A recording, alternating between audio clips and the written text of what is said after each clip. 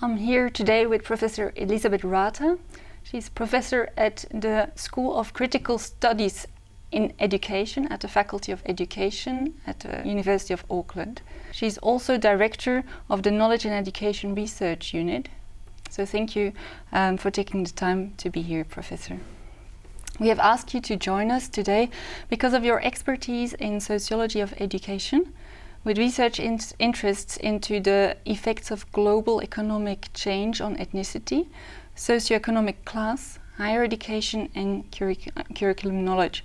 I have a series of 5 questions I would like to ask you. And the first one is, what do you see as key trends in higher education in the world today? I think the key trends are something that most people would talk about as marketisation, as universities becoming direct players in the capitalist economy, but I would prefer to take it to go beneath that and to talk about what is going on with universities, with higher education throughout the world, including New Zealand, as more to do with the reconfiguration of class in the new type of capitalist economy. Mm-hmm. And I think what is being created within universities is a new type of person, a new class, a new professional class, a new managerial class. And this is a class of people who are able to operate internationally very easily. Mm-hmm. They're people who share the same dispositions, the same habitus. It would explain the importance put on international collaborations.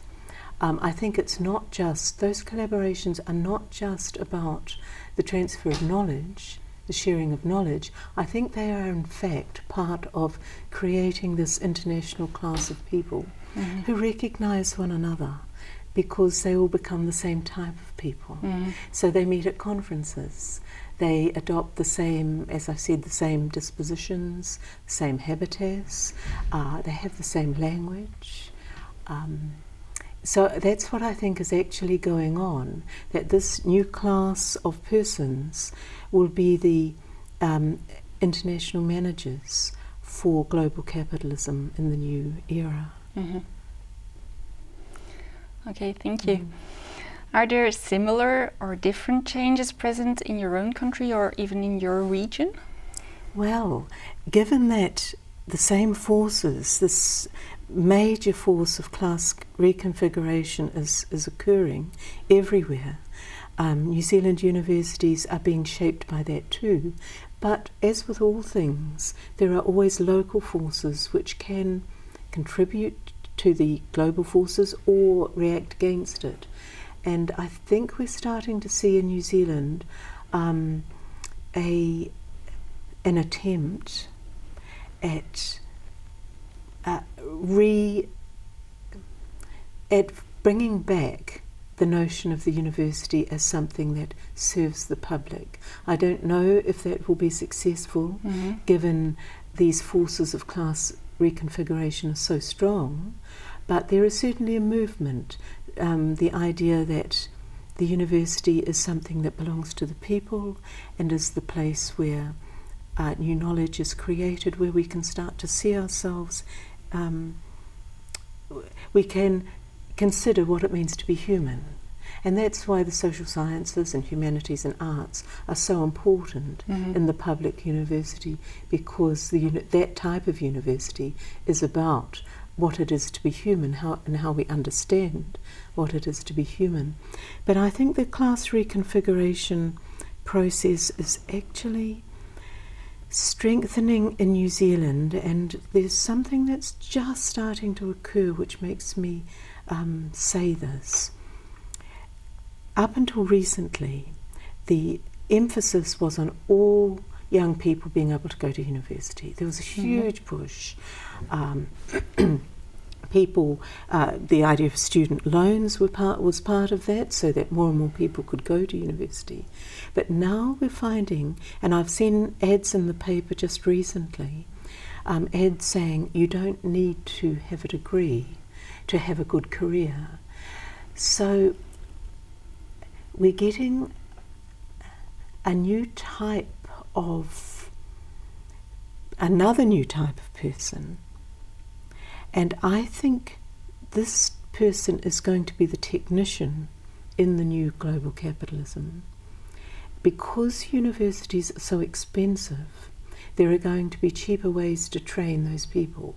And I think we're already starting to see that group of people being discouraged, being discouraged from going to university, and polytechs, local institutes are now becoming the institutions where those people will go. So that class reconfiguration I've talked about, there will be the professionals, the managers, who will operate internationally. Even if they work locally, they will still be the international face of a country. And then there will be the technical people who will assist in the operating of the global economy. So New Zealand is part of that. Okay, thank you. In our European Commission funded project, Universities of the Knowledge Economy project, we are interested in the ways in which universities actually are being enrolled in producing knowledge and workers for the economy. Is this something that you see happening in the context in which you are working, and what do these changes mean for the idea of the university as we know it? Well, going back to my argument that the university is now a key player in class reconfiguration, in a way, universities are at a crossroads. They have the choice of becoming a key mechanism in a new type of global economy, which will be characterized by a very small, enormously wealthy elite, and increasing numbers of very poor people. Well, we're seeing that happen already, of course. Or if the university can hold out as almost the symbol of the public. Now, national education systems have been that, and in New Zealand, our public education system goes back to 1877, so it has a very long history. It's accommodated private interests quite skillfully with a small area of allocated for private schools and for religious-based schools. But a new type of school is coming into the country called charter schools, and I think they represent a new type of, they're not just another special character or private school, they're a new type of way of regulating education, and they will contribute to destroying people's faith and trust in the notion of the public. And I think the role of the university is to make a very strong stand for the idea of the public. And the public is an imaginary, and in a nation is an imaginary. It's how we imagine ourselves, how we see ourselves. The state is the infrastructure of the nation, but the nation itself, the public, the people, that is a symbol of our willingness to be a cohesive society. And the public university is a major part of that symbolic creation, because it's in the university that the raw material of our symbolic consciousness is created. And if the university stop doing that, if they simply become places, producers of technical knowledge, then they stop being producers of symbolic knowledge. If they stop doing it, who does do it? we go back to a pre-modern period where the churches do it, religions do it, because it was the university, the Enlightenment university, that really replaced the role of the churches in creating our symbolic consciousness, the way we represent ourselves symbolically. So I think the university has to look very closely at itself, and this is why the project that we're involved with, the UNIKE project, is so important, to ask that fundamental question: what is the role of the university in this new era? Okay, thank you very much. What, in your opinion, is the most positive outcome of the recent changes in higher education? Well, given what I've said, I probably you would expect me not to see many positive ones, but there is one I thought about, and I thought about the feminization of the knowledge worker. I had a doctoral student, Malika Bandara, from Sri Lanka. She did her PhD here with me, and she looked at the emergence of the knowledge worker from the person who came from developing countries, doing a PhD or other forms of higher education in developed countries, and then going off into other countries to build a career. And what she found was that many of those knowledge workers were women, and they were an interesting group of women. They were women who came from developing countries where traditionally they would be expected to marry, to be part of an extended family. She found that in fact they were single women. In the past, when women from those countries left, they were part of a family. They migrated with husbands and children, and often parents as well. But she found that they were going on their own. They were staying single. They were making the decision not to have children, and they were forming part of this new cosmopolitan class, these knowledge workers.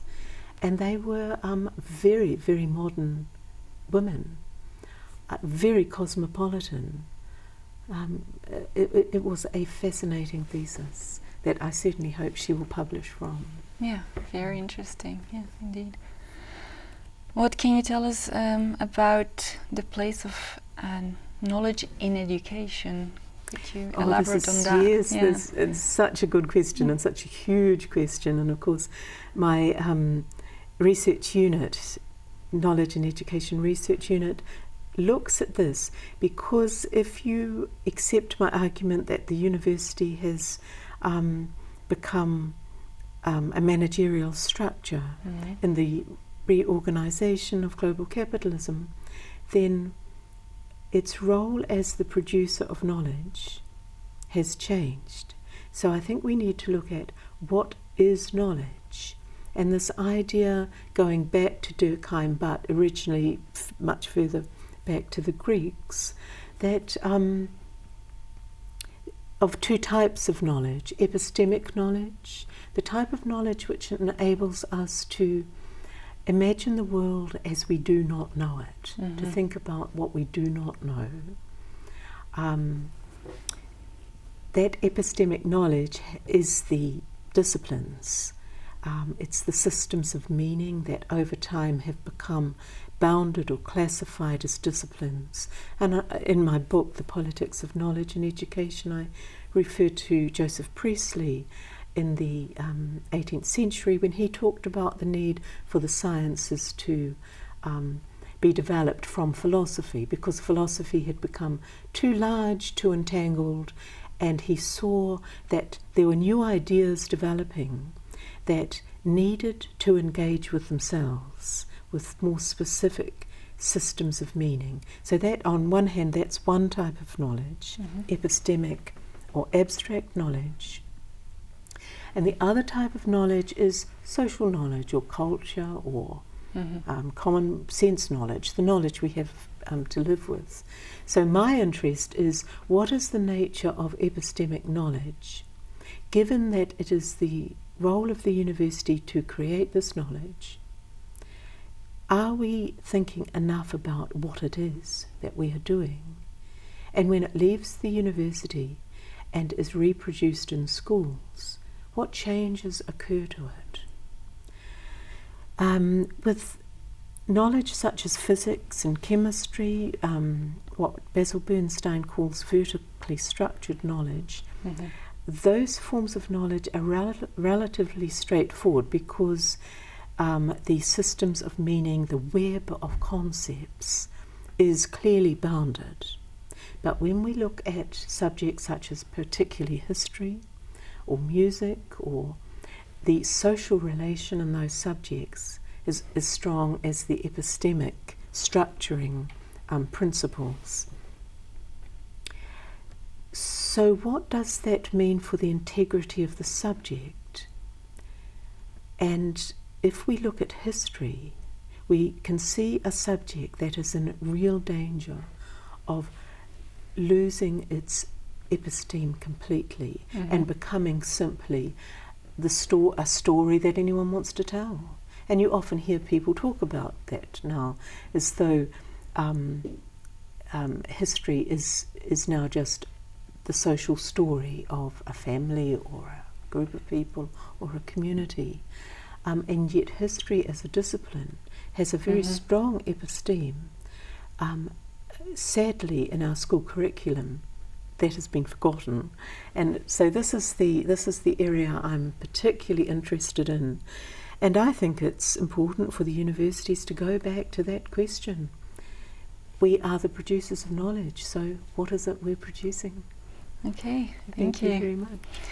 Thank you, Professor Rata. Thank you for taking time to talk with us. It was a very interesting interview. Thank you.